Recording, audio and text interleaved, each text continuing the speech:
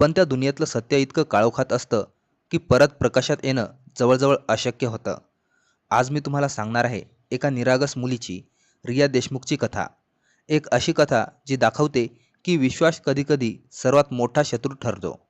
रिया देशमुख, वय फक्त 18 वर्ष. शिवाजीनगर परिसरात तिचं छोटंसं घर आणि 2 बहिणींसोबत ती राहत होती. वडिलांचं काही वर्षापूर्वी निधन झालं होतं, त्यामुळे घर चालवण्याची सर्व जबाबदारी तिच्या आईवर आली होती. आई मोलमजुरी करून 2 वेळच्या जेवणाची सोय करत होती. रिया हुशार होती, पण घरचं गरिबीचं ओझं तिच्या स्वप्नांवर सावली टाकत होतं. एक दिवस रिया शहरातल्या नेहरू पार्क भागात काही कामानिमित्त गेली होती. तेथे तिची ओळख झाली पूजा कदम नावाच्या एका तरुणीशी. पूजा हसरी, बोलकी आणि खूपच आत्मीयतेने बोलणारी होती.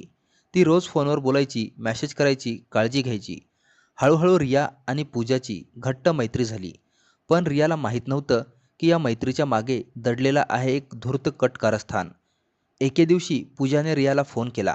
रिया, माझ्या ओळखीची एक मैत्रीण आहे, मोनिका भोसले. ती तुला घरकामाचं चांगलं काम देईल.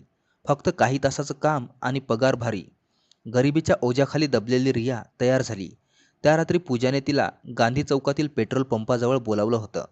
रात्रीचे 10 वाजले होते. एक पांढरी कार आली. त्या कारमध्ये एक महिला, मोनिका भोसले आणि तिचा नवरा रमेश भोसले बसले होते. रिया त्यांच्या गाडीत बसली आणि ती थेट गोकुळनगर हिल्स परिसरातील एका बंगल्यात पोहोचली. त्या रात्री रिया तिथेच थांबली. दुसऱ्या दिवशी सकाळी मोनिका आणि रमेश यांनी तिच्या कामाचं स्वरूप सांगितलं. इथं तुला ग्राहकांशी मैत्री करायची आहे, त्या बदल्यात तुला चांगले पैसे मिळतील. रिया हादरली, पण ती एकटी, घाबरलेली आणि पैशाच्या मोहात असलेली. तिने नाही म्हणण्याचं थोडं धाडस केलं नाही. त्या दिवशी 2 ग्राहक आले. प्रत्येकीकडून 500 रुपये, एकूण 1000 रुपये.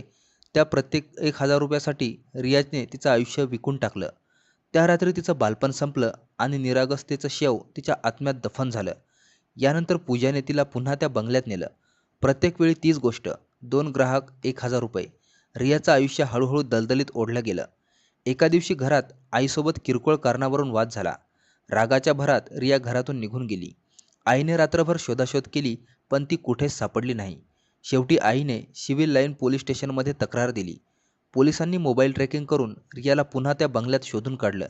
रियाने सांगितलं, मी माझ्या मर्जीने आले होते, पण वैद्यकीय तपासणीत समोर आलं ती गर्भवती आहे. औषधांमुळे तिला रक्तस्राव झाला आणि गर्भ गळून पडला. यानंतर रियाला महिला वसतिगृहात दाखल करण्यात आलं. तिथे तिच्या जबाबावरून पोलिसांनी मोनिका भोसले, रमेश भोसले आणि पूजा कदम या तिघांविरुद्ध पोक्सो आणि मानवी तस्करी अंतर्गत गुन्हा दाखल केला.